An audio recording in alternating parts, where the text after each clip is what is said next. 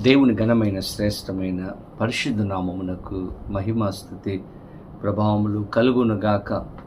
పరిశుద్ధాత్మదేవుడు మరి ఒక నూతన దినాన్ని మన జీవితంలో అనుగ్రహించి ఉన్నారు. ఈ నూతన దినములో ఒక అద్భుతమైన శ్రేష్టమైన వాగ్దానము ద్వారా మనతో మాట్లాడి మనలను బలపరచాలని ప్రభువు ఆశపడుతూ ఉన్నారు. ఈరోజు మీరు కూడా ప్రార్థన పూర్వకముగా ఎదురు చూస్తూ ఉన్నారని నమ్ముచూ ఉన్నాను. ఈ దినం ప్రార్థన చేసుకొని దేవుని వాగ్దానమును పొందుకుందాం. తలలు వంచండి. ప్రార్థన. పరిశుద్ధుడానికి వేలాది వందనాలు, స్తోత్రాలు. ఉదయ కాలంలో మేమందరం నీ సన్నిధికి వచ్చి ఉన్నాము.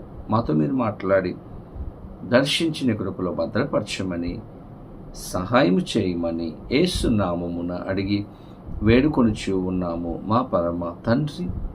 ఆమేన్. ఈ దినం దేవుని వాగ్దానమును చదువుకుందాం. బైబిల్ గ్రంథాలు తెరవండి. సామెతల గ్రంథము 31వ అధ్యాయము 20వ వచనమును చదువుకుందాం. దీనులకు తన చెయ్యి చాపును, దరిద్రులకు తన చేతులు చాపును. దేవుని స్తోత్రం. చక్కని వాగ్దానం అండి.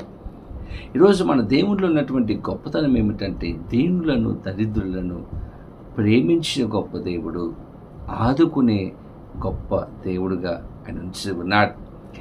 ఈ లోకంలో మనం గమనిస్తే దీనులను దరిద్రులను మనుషులు లెక్క చేయలేకపోవచ్చేమో కానీ మన దేవుడు మనలను పట్టించుకునే దేవుడు, తన చేతిని చాపి సహాయం చేసే గొప్ప దేవుడిగా ఆయన ఉంచి ఉన్నాడు. కాబట్టి మనం ఎటువంటి పరిస్థితులలో ఉన్నప్పటికీ కూడా మనము దేవుని దగ్గరకు ధైర్యముగా వెళ్ళవచ్చు.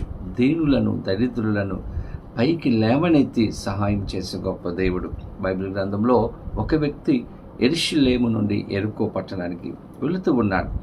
ఆ వెళుతున్నటువంటి సమయంలో దొంగలు అతనిని పట్టుకుని కొట్టి అతని దగ్గర ఉన్నటువంటి సమస్తాన్ని కూడా దోచుకుని కొల ప్రాణంతో విడిచిపెట్టి వెళ్ళిపోయారు. దెబ్బలు, గాయాలు, రక్తం కారుతూ ఉంది. బాధలో ఉన్నాడు, కష్టంలో ఉన్నాడు. అటువైపు ఒక యాజకుడు వచ్చాడు, చూసి చూడనట్లుగా వెళ్ళిపోయాడు. అలాగే మరి ఒక వ్యక్తి లేవీయుడు వచ్చాడు, అతడు కూడా చూసి చూడనట్లుగా వెళ్ళిపోయాడు.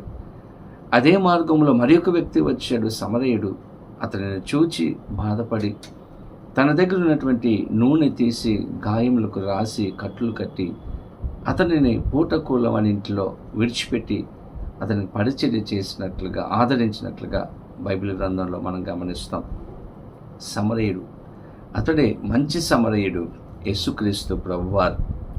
ఆ దీనుడుగా దరిద్రుడుగా గాయములతో బాధపడుతున్నటువంటి, రక్తం కారుచున్నటువంటి వ్యక్తిని చూచి ఆ సమరయుడు విడిచిపెట్టలేదు, కానీ తన చేతిని చాపి సహాయం చేసి ఆదరించి తన ప్రేమను వ్యక్తపరిచినట్లుగా మనం చూస్తాం. నిజమే, మన దేవుడు మనలను నడిపించేవాడు, మనకు సహాయం చేసేవాడు, మనలను ఆదరించేవాడు, దీనులుగా దరిద్రులుగా ఉన్నటువంటి మనలను పట్టించుకునే దేవుడు.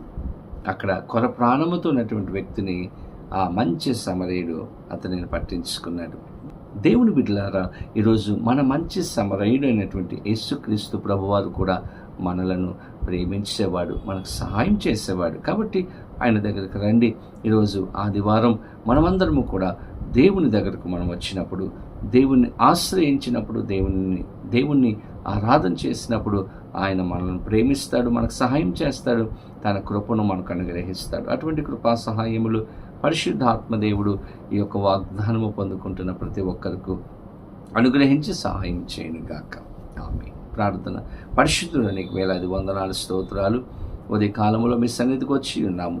ఈరోజు మాతో మీరు మాట్లాడారు. దీనులను దరిద్రులను పట్టించుకునే దేవుడు నాయన, చేయి చాపి సహాయం చేసే దేవుడుగా మీరు అన్నందుకు మీ స్తోత్రాలు. ఈరోజు నాయన ప్రార్థన చేయించిన ప్రతి బిడ్డకు సహాయం చేయండి, మీరు ఆదరించండి, నడిపించండి.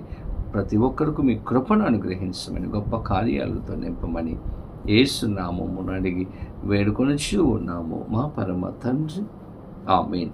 తండ్రి, కుమార, పరిశుద్ధాత్మ త్రియేక దేవుని యొక్క దేవుని ఆశీర్వాదము సదాకాలము కలుగునుగాక. ఆమేన్. దేవుడు మిమ్మలను దీవించునుగాక. ఆమేన్. God bless you.